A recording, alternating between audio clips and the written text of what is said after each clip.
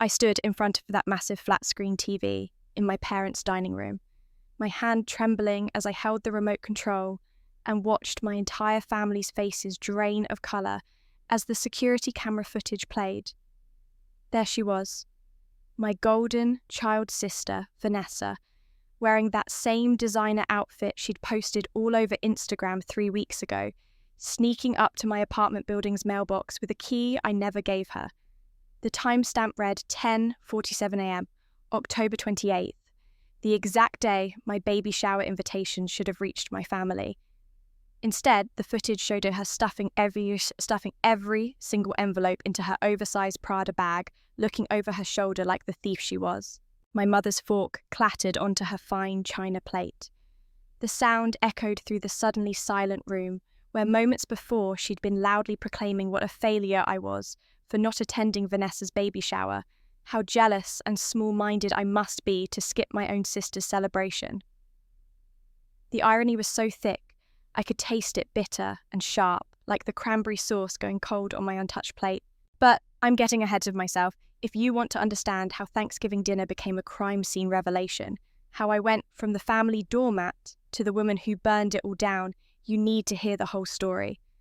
And if you're sitting there thinking about your own toxic family, your own golden child sibling, your own mother who never saw you, then do me a favour. Hit that like button, subscribe to this channel, and drop a comment telling me I'm not crazy for what I did, because I'm about to tell you exactly how I got here. Let me take you back to where this really started. My name is Ashley. I'm 31 years old, and I've spent my entire life being invisible in my own family. Growing up, I was the second daughter, the backup plan, the one my mother Helen introduced as our other girl, while Vanessa got full paragraphs of accomplishments. Vanessa made cheerleading captain at 14. I made honour roll every semester, and my mother forgot to come to the awards ceremony. Vanessa got a new car for her 16th birthday. I got a used Honda with a broken air conditioner and a lecture about being grateful. The pattern was set early, and it never changed. I told myself it didn't matter. I told myself I was fine. I went to community college while Vanessa went to a prestigious university on my parents' dime. I worked 2 jobs to pay for my education, while Vanessa posted Instagram stories from her sorority formals. I became a freelance graphic designer, building my business from nothing, while living in a studio apartment that smelled like the Chinese restaurant downstairs. Vanessa married Mark, a successful investment banker, and moved into a penthouse downtown. My mother flew out to help her decorate. She never even asked to see my apartment. But I kept showing up. I kept calling. I kept hoping that maybe, just maybe, if I was good enough, helpful enough, present enough, my mother would finally see me. That's the thing about being the scapegoat in a narcissistic family system. You spend your whole life auditioning for a role that was never going to be yours. Then 2 years ago, I met David. He was a client, first a small business owner who needed a logo redesign. He had kind eyes, and he actually listened when I talked. He noticed things. He noticed when I was tired. He noticed when something I said didn't match the smile on my face. 6 months later, he proposed at a quiet restaurant. No flash mob, no Instagram spectacle, just him and me and a ring he'd saved up for. My mother's response when I called to tell her, "Oh, that's nice, dear. Did you hear? Vanessa got promoted to senior marketing director. We got married at City Hall with 2 witnesses. My parents didn't come. They had a golf tournament that weekend. Vanessa sent a card with a Starbucks gift certificate inside. David held me while I cried that night, and he said something I'll never forget. He said, 'Ashley, you can't make someone love you by setting yourself on fire to keep them warm. At some point, you just burn up and there's nothing left.' I didn't understand what he meant. Not really, not until this year. In March, I found out I was pregnant. David and I had been trying for 8 months, and I'd started to worry something was wrong with me. Another thing I could fail at, another disappointment to add to the list. But there they were, those 2 pink lines, and I felt something I hadn't felt in years. Pure, uncomplicated joy. I called to my mother first. Old habits die hard. She answered on the 4th ring, her voice distracted. I could hear the television in the background. "Mum, I have news. I'm pregnant." There was a pause. Then, "Oh, well, congratulations, I suppose. Have you told your sister yet? You know she and Mark have been trying as well." Not, "I'm so happy for you." Not, "I'm going to be a grandmother." Just immediate deflection to Vanessa. I should have known better. I should have expected it. But hope is a stubborn, stupid thing. "I wanted to tell you first," I said, my voice smaller than I intended. "Well, that's very thoughtful. Dear, listen, I need to go. We're meeting the Hendersons for brunch. We'll talk soon." She hung up. I sat on my bathroom floor, still holding the pregnancy test, and cried. David found me there 20 minutes later and made me tea and told me that we were going to be amazing parents, that our child would never doubt they were loved. I believed him. I had to. 2 weeks later, my mother called me. For a moment, stupid, desperate moment, I thought she was calling to apologise, to say she'd been overwhelmed, and she was actually thrilled about the baby. "Ashley, I need you to do something for me," she said, no preamble, no small talk. "Vanessa is pregnant too. She's due in January, just a few weeks before you. She's planning a baby shower for December, and I need you to not make a fuss about it." I felt something cold settle in my stomach. "What do you mean, make a fuss?" "I mean, don't try to compete. Don't try to make it about you. This is Vanessa's time. She's planning something really special, and I don't want you feeling jealous and causing problems." I stood in my kitchen, one hand on my growing belly, and felt something crack inside me. Not break. Not yet. Just crack. A hairline fracture in the foundation I'd been standing on my whole life. "I'm happy for Vanessa," I said carefully. "I wasn't planning on competing." "Good, that's good, because you know how you can get sometimes. Oversensitive, taking things personally." I ended the call as quickly as I could. I didn't tell David about that conversation for 3 days. When I finally did, he looked at me with such fierce protectiveness that I almost believed I deserved it. "You need to set boundaries," he said. "This isn't healthy. This isn't how families treat each other." I knew he was right, but knowing something and doing something about it are two very different things. By October, I was 6 months pregnant and glowing. That's what my friends said. That's what my doctor said. I'd been working on my own baby shower with my best friend Jenna. Nothing extravagant, just a small gathering at a local tea room. 30 people. My co-workers, David's family, a few close friends, and yes, my family. I sent out invitations 3 weeks in advance, beautiful cream-coloured cards with little watercolour elephants that I'd designed myself. I even hand-delivered my parents' invitation because I knew my mother never checked the mail. She'd barely glanced at it. "How lovely, dear. We'll see if we can make it. We might have that charity gala Vanessa's been organising." But I'd sent invitations to my aunts, my uncle, my cousins, people I'd grown up with, people who'd known me my whole life. Surely they'd come. Surely they'd want to celebrate with me. November 4th was the baby shower. I arrived at the tea room at noon to set up. Jenna was already there, hanging delicate pink and white streamers, arranging flowers. The owner had set up round tables with lace tablecloths. There was a tiered stand of cupcakes, a table for gifts, a photo backdrop with props. It was perfect. It was everything I dreamed of. By 12:30, no one had arrived. I texted my mother, no response. I texted my Aunt Martha, no response. I called my cousin Sarah, straight to voicemail.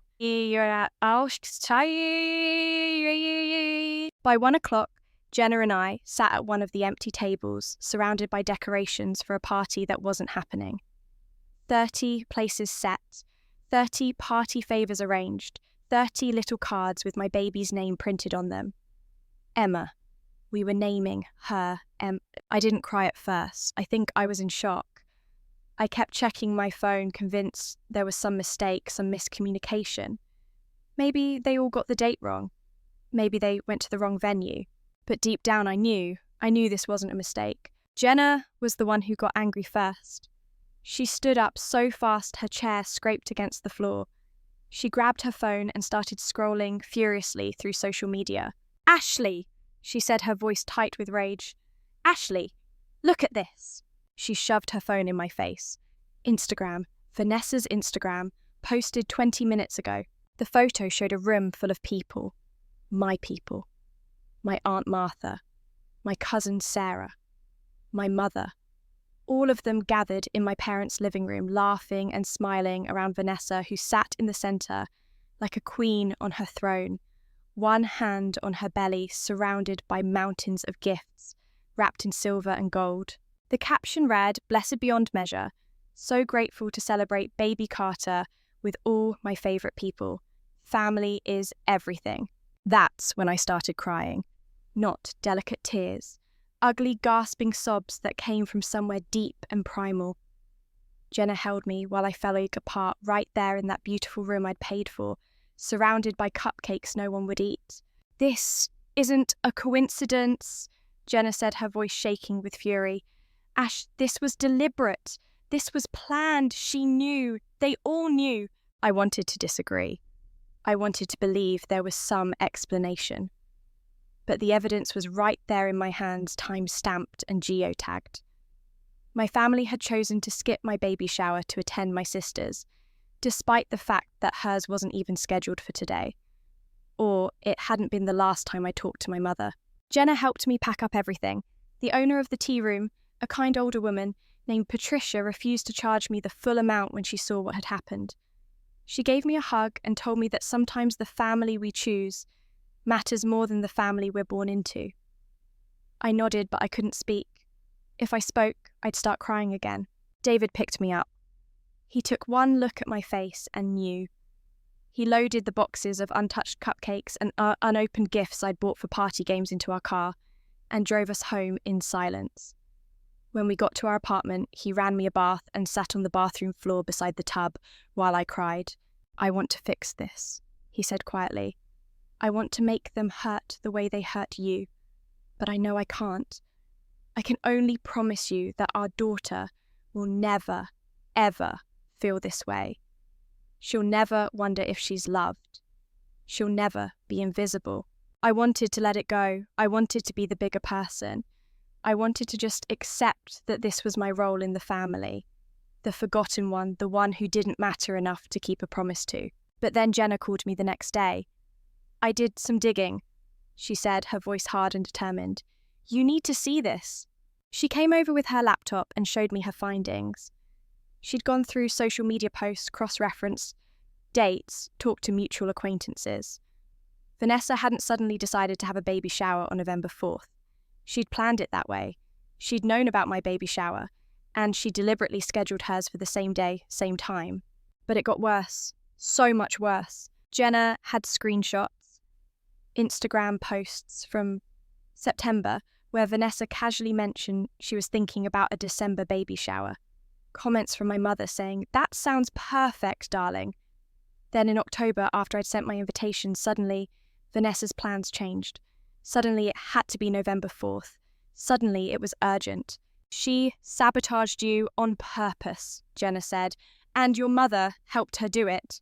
I stared at the evidence, feeling numb. "But why would they do this?" Jenna looked at me with something like pity. "Because they can. Because they've always done it. Because you let them." That last part stung. Because it was true. I had let them. Every slight, every dismissal, every time I was made to feel small, I'd swallowed it down and kept coming back for more. I'd trained them to treat me this way. "What do I do?" I asked. Jenna closed her laptop. "That's up to you, but if it were me, I'd burn it all down." I didn't know what she meant. Not yet, but I would. The next 2 weeks were strange. My family didn't call, didn't text, didn't acknowledge what had happened at all. It was as if my baby shower had never been planned, as if I'd never sent invitations, as if I'd never spent weeks preparing for a celebration that no one came to. Finally, 3 days before Thanksgiving, my mother called. "Ashley, you're coming to Thanksgiving dinner, aren't you?" I was so surprised she was calling at all that I almost didn't register the question. "I haven't decided yet." There was a pause, then her voice got sharp. "What do you mean you haven't decided it's Thanksgiving? Family comes to Thanksgiving." Family. The word felt like ash in my mouth.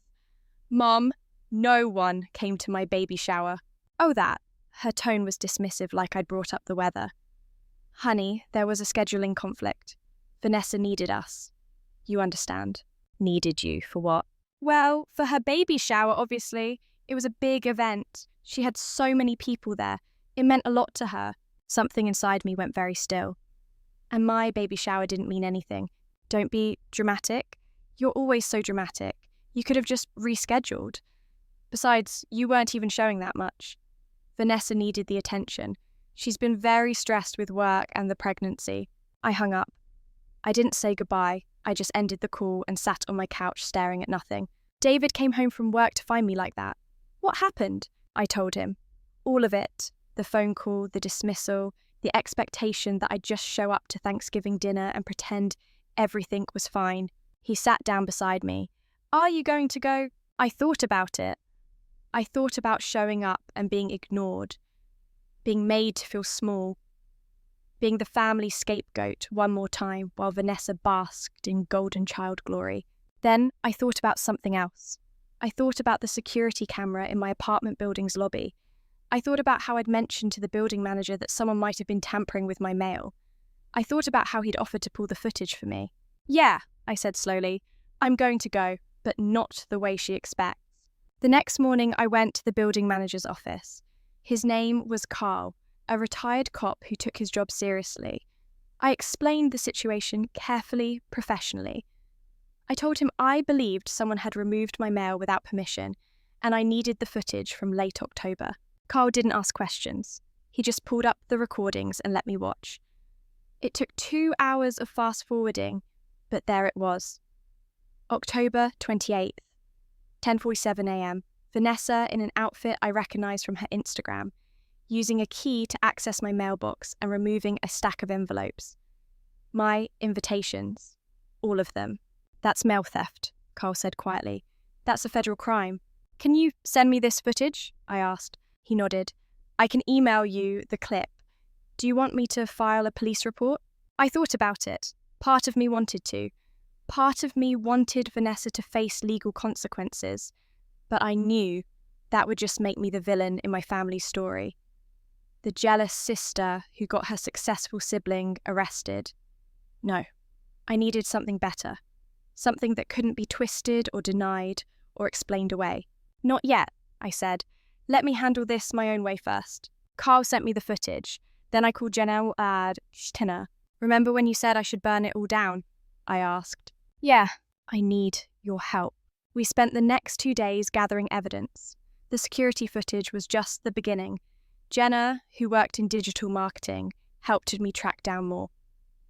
She found the IP address records showing that someone using Vanessa's home computer had created a fake email account in my name.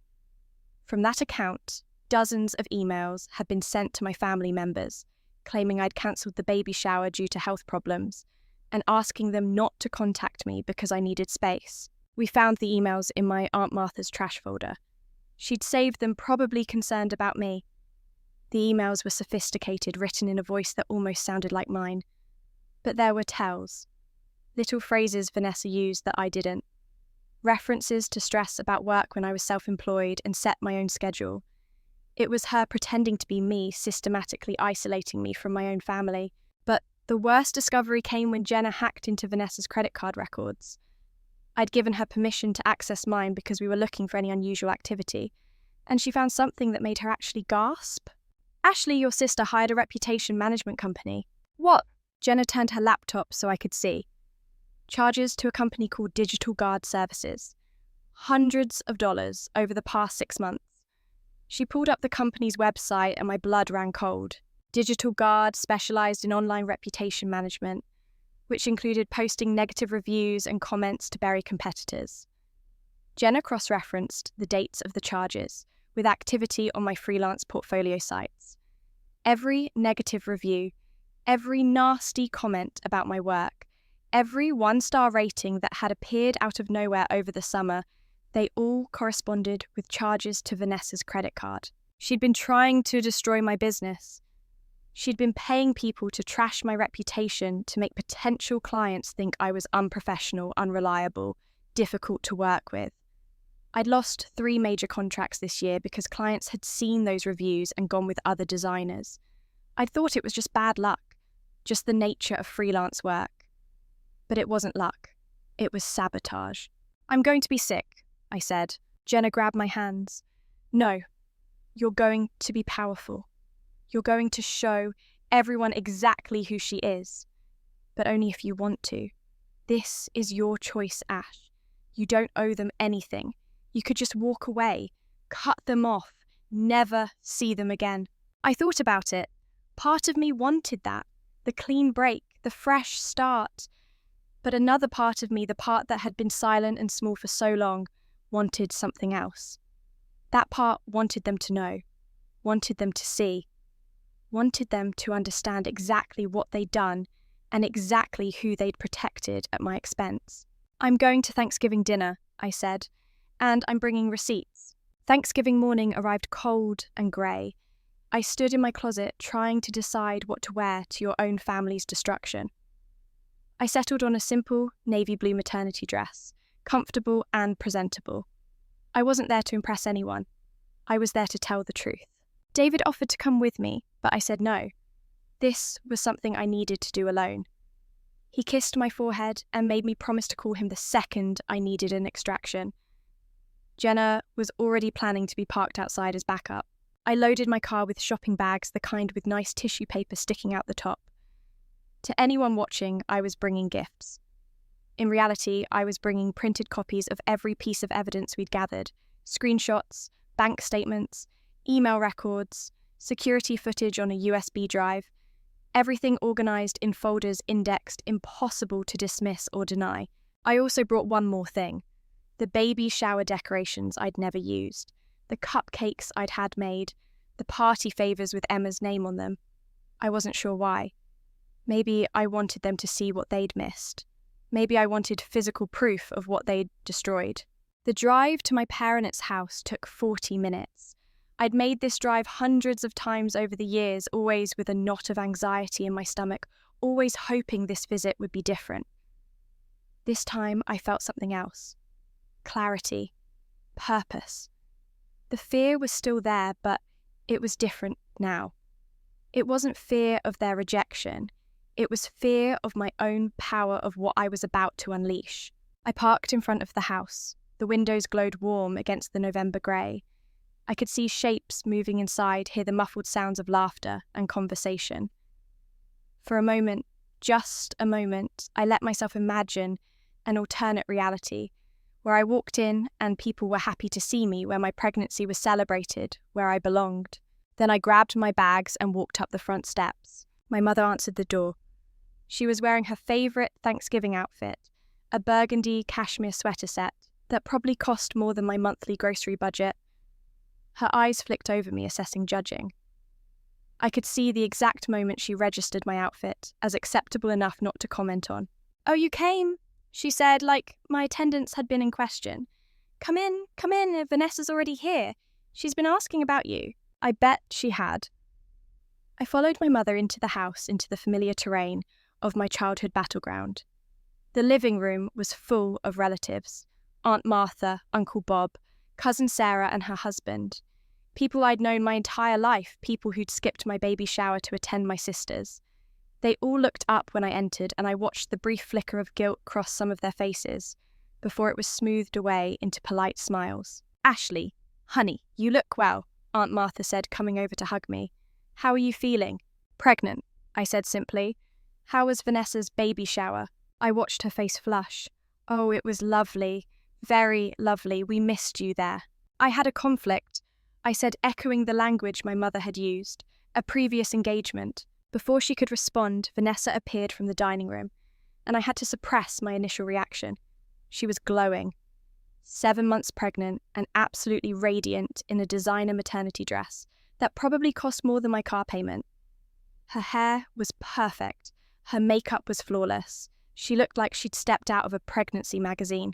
"Ashley," she said, her voice warm and false. "I'm so glad you made it. I was worried you might still be upset about the shower mix-up." "Mix-up? That's what we were calling it? A mix-up?" "I'm fine," I said, matching her fake warmth with my own.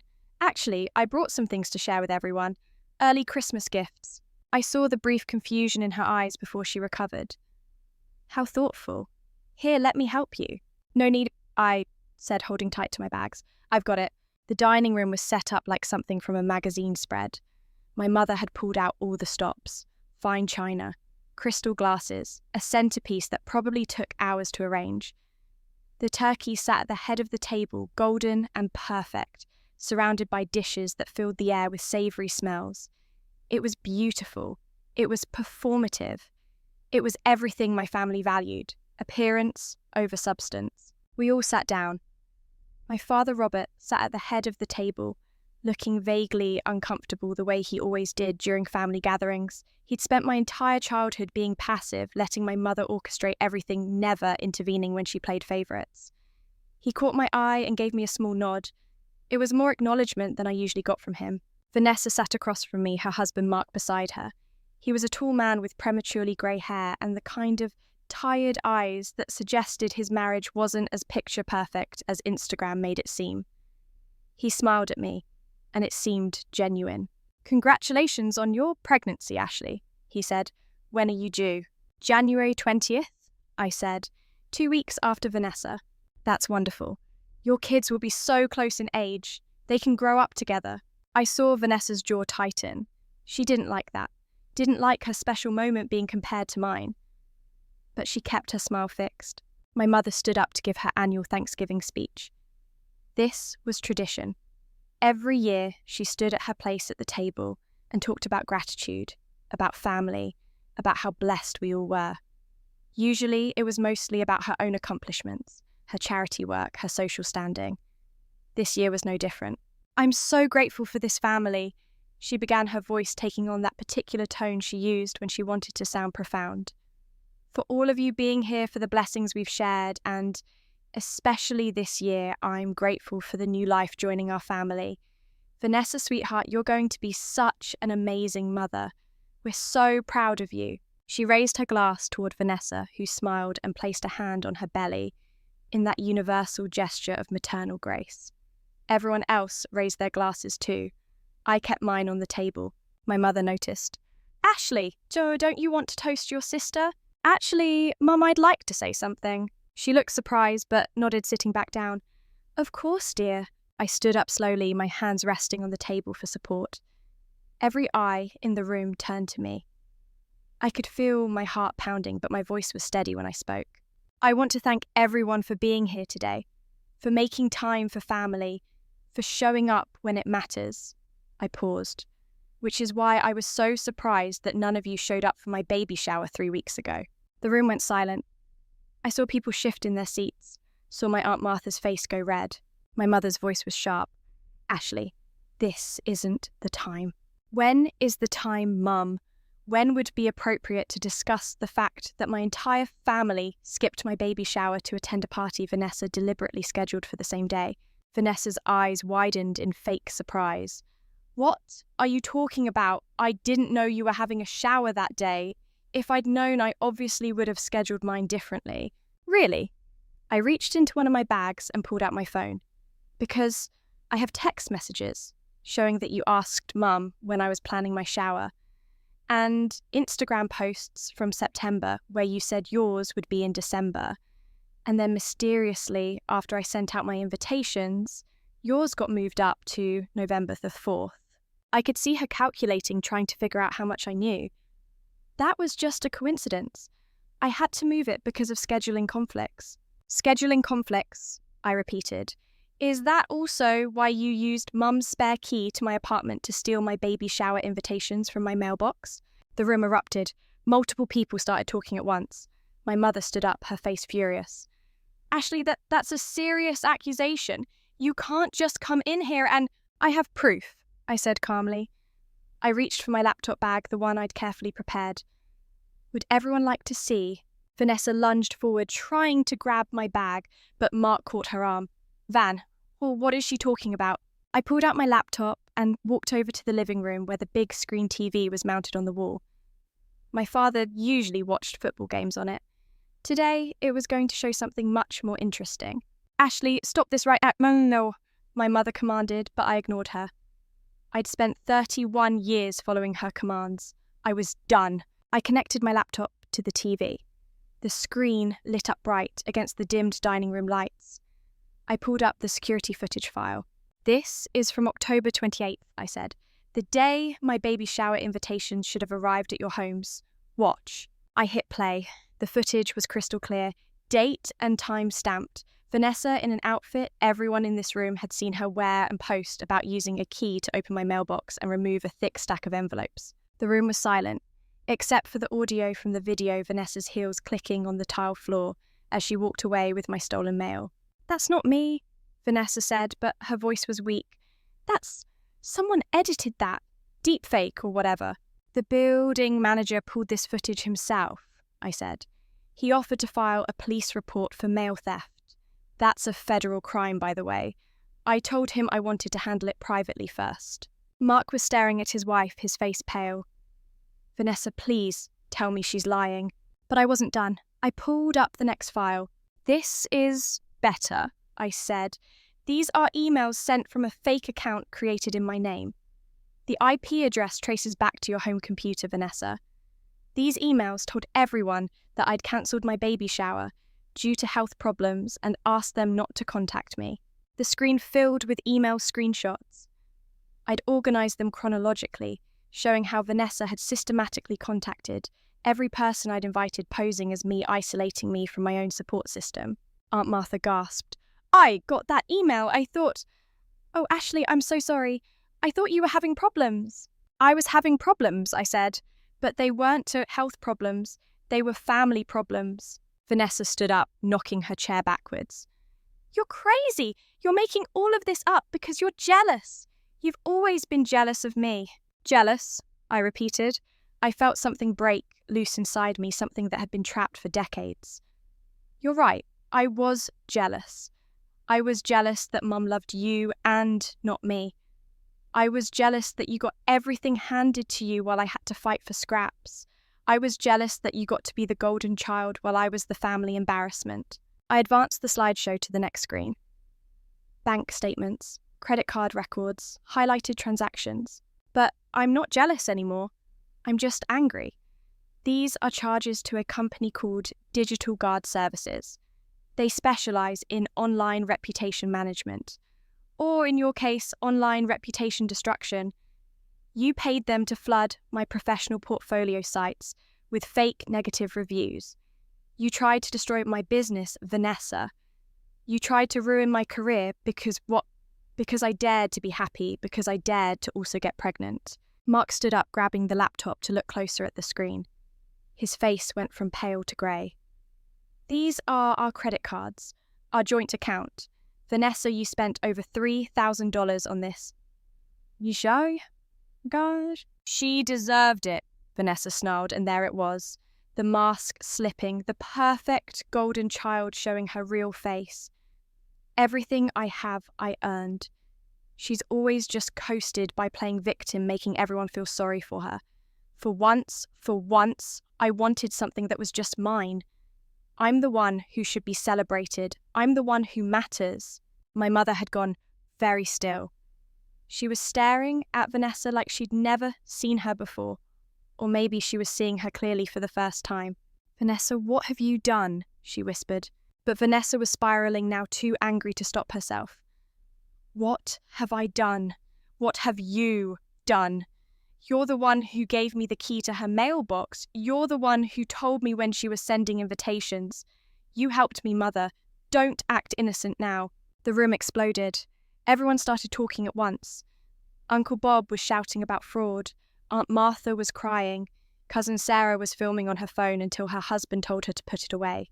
And my mother sat down heavily in her chair, her face ashen. For the first time in my life, I saw her at a loss for words. My father stood up. Robert, who'd been passive and silent for decades, pushed his chair back so hard it toppled over. The crash silenced everyone. "Enough," he said, and his voice had a quality I'd never heard before. Authority, anger, decades of suppressed frustration finally finding voice. "Helen, what the hell have you done to our daughters?" I was just trying to help Vanessa," my mother stammered.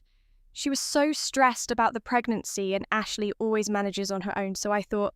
"You thought what?" that it would be fine to sabotage one daughter to prop up the other, that Ashley wouldn't notice, that she wouldn't care. He turned to me, his eyes red. Ashley, I am so sorry. I've been a coward. I've let your mother play favourites for years, and I told myself it wasn't my business that you were strong enough to handle it. I was wrong. I failed you as a father. I hadn't expected that. I hadn't expected anything from my father. Tears started rolling down my face and I couldn't stop them. I just wanted to be enough, I said, my voice breaking. I just wanted you to love me. I do love you, he said, and I could hear him crying too. I've always loved you. I didn't know how to show it. I didn't know how to stand up to your mother, but I'm standing up now. He turned to my mother. We're done, Helen. I want a divorce. The room went silent. My mother's face drained of all colour. Robert, you don't mean that. We can fix this. Mom, fix what our daughter you can't fix what you broke.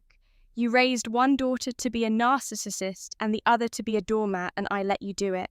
But it ends now. Vanessa was backed into a corner literally and figuratively. Mark was staring at her like he'd never seen her before. How could you? He asked quietly. She's your sister. She's family. She's nothing, Vanessa spat. She's always been nothing. The quiet one, the boring one, the one nobody cared about. Why should she get happiness? Why should she get a baby and a happy marriage and what? Mark interrupted. A good life. Is that what threatens you? That your sister might actually be happy? Our marriage is a performance, Vanessa said, her voice rising to a shriek.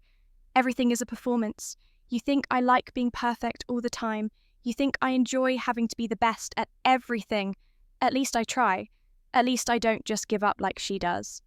Joja means I never gave up, I said quietly. I just stopped fighting for scraps from people who are never going to feed me. There's a difference. I disconnected my laptop from the TV and put it back in my bag. I was done. I'd shown them everything. Said everything. There was nothing left to do here. I'm leaving, I said, and I won't be coming back. Not to this house, not to this family, not to people who think love is something you earn by being perfect instead of something you give freely because you care. My mother found her voice. Ashley, wait. We can talk about this. We can work through it. I really looked at her and felt nothing. No anger, no hurts, just nothing. No, Mum, we can't, because you don't think you did anything wrong. You still think this is somehow my fault for being too sensitive, too dramatic, too something. And Vanessa certainly doesn't think she did anything wrong. She thinks she deserves to destroy me because I had the audacity to exist in her shadow. I walked to the door. Several relatives tried to stop me to apologise, to explain. I brushed past them all. Aunt Martha caught my arm. Ashley, please. I'm so sorry. I should have called you. I should have checked. Yes, I said simply. You should have, but you didn't. And that tells me everything I need to know about where I stand in this family. I walked out the door into the cold November evening. Behind me, I could hear shouting, crying, the sound of my family imploding. I got in my car and sat there for a moment, my hand shaking on the steering wheel. Then my phone rang. Jenna. I'm outside, she said. Are you okay? I don't know, I said honestly, but I'm free. Good. Follow me. I'm taking you to my place. I made a real Thanksgiving dinner. Just us and David and my partner. People who actually give a damn about you. I followed her car through the darkening streets, leaving my parents' house and everything it represented behind me. My phone started blowing up with texts. Family members, some apologising, some accusing me of ruining Thanksgiving, some saying I'd gone too far. I turned it off. That evening, in Jenna's warm apartment, surrounded by people who chose to love me, I felt something I hadn't felt in years. Peace. We ate turkey and stuffing and pie. We laughed. We toasted to Emma, my daughter, who would never know what it felt like to be second best in her own family. David held my hand under the table. I'm proud of you, he whispered. For what? For blowing up my family? For standing up for yourself. For refusing to accept crumbs anymore. For showing our daughter that she's allowed to demand respect. The aftermath was exactly what you'd expect. My father filed for divorce, and we're slowly rebuilding what we never had. Mark left Vanessa and is fighting for custody. My mother still calls, still doesn't understand why I won't answer. Vanessa sent one bitter email blaming me for everything. I deleted it without responding. Aunt Martha apologised and meant it. We meet for lunch sometimes. She's one of the few who gets it now. The rest of the family, some apologised, some didn't. Either way, they're not my problem anymore. Because here's what happened next. Emma Rose was born on January 18th, 7 pounds, 3 ounces of perfect. When they placed her in my arms, I made her a promise. She would never wonder if she was loved, never perform for acceptance, never settle for crumbs. My father visited the hospital. He cried holding his granddaughter and promised to do better. I'm giving him that chance. My mother sent an expensive card with a cheque. I donated it to a charity for family abuse survivors. Vanessa never reached out. I heard she had her son 3 weeks later. I hope she's kinder to him than she was to me. But that's not my story anymore. My story is the family I'm building with David and Emma. A family where love isn't earned through perfection, where boundaries are respected, where no one has to beg to be seen. Do I regret what I did? Not for a second. My only regret is not doing it sooner. So, let me ask you this. How long will you sacrifice yourself for people who don't value you? When does keeping the peace become self-destruction? What would your life look like if you finally chose yourself? If this resonated with you, if you've been the invisible one, the scapegoat, the family disappointment who was never really disappointing at all, I need you to do something. Hit that like button. Subscribe so you don't miss more stories about breaking free from toxic patterns. And drop a comment. Tell me your story. Because I guarantee you're not alone in this. None of us are. The truth is simple. Blood doesn't make you family. Love and respect do. And sometimes the bravest thing you can do is walk away from people who refuse to give you either. Take care of yourselves. You're worth it.